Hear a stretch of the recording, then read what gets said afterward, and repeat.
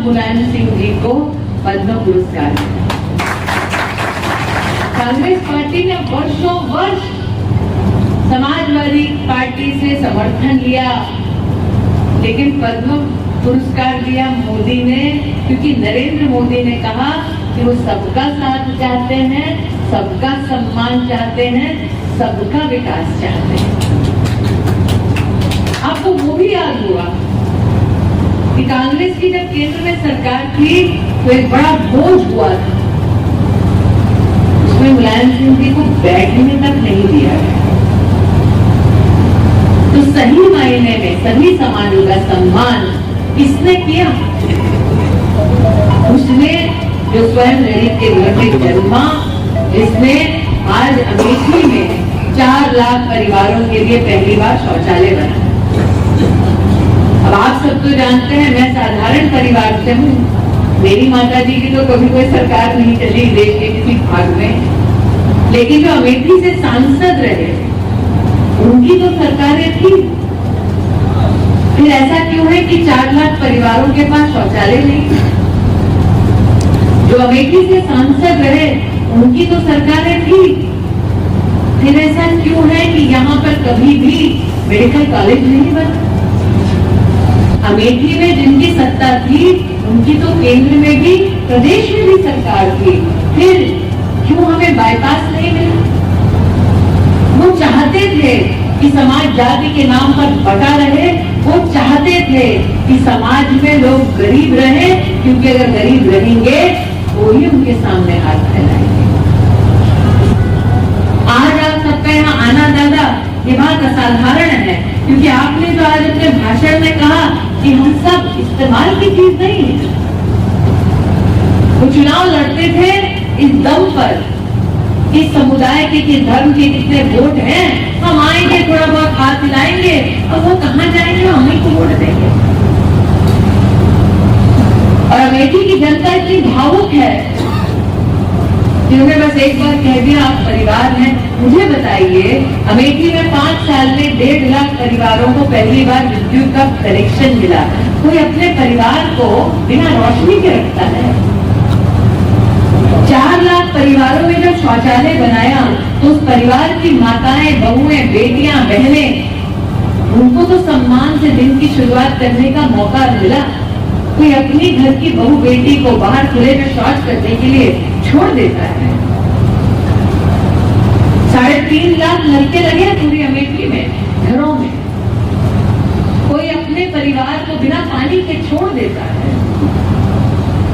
मुझे आज भी याद है कि पिछले चुनाव में एक गांव में आग लगी थी, कांग्रेस पार्टी के प्रत्याशी वही सामने से जा रहे थे, आग जल रही थी और हम सब भाजपा के कार्यकर्ता गए उस गांव में आग बुझाने के लिए।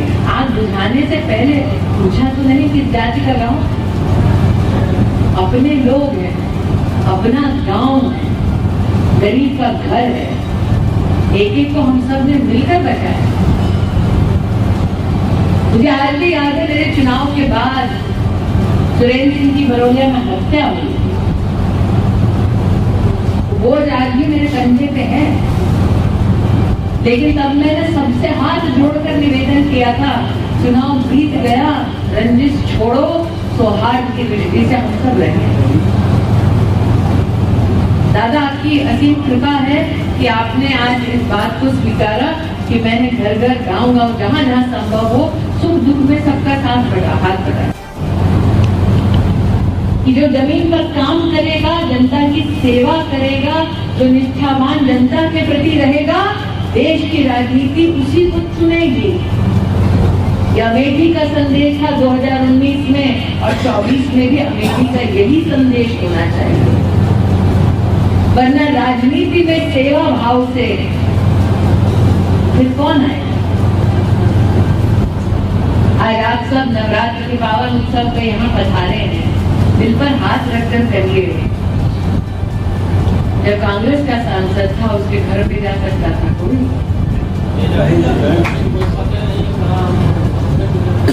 आज बहन के नाते भाई के घर तो आए हैं।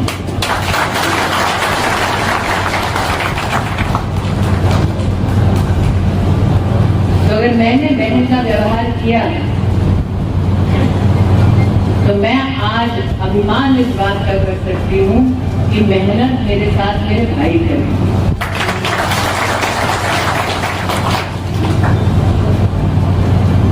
आज आप सबके मध्य में ही कहते हुए मुझे इस बात का संतोष है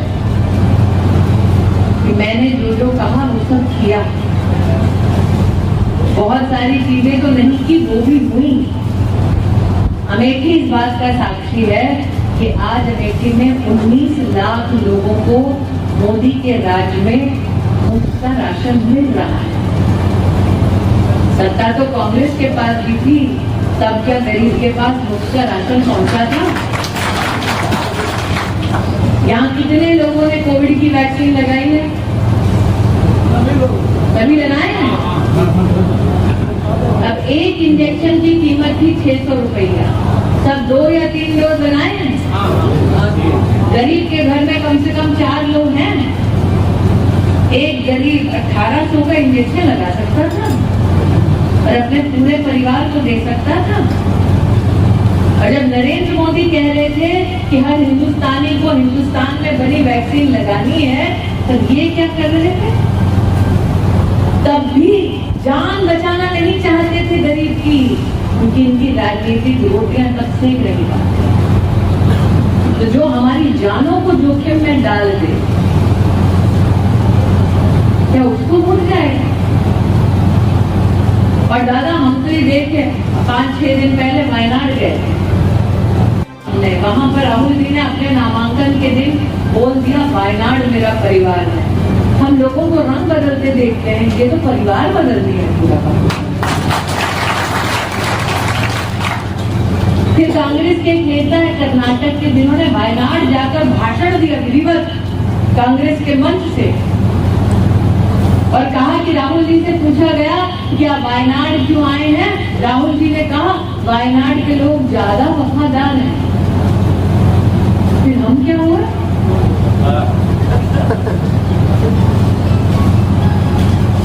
जब 15 साल गायब रहे, हमारा कोई काम ये नहीं क्षेत्र का।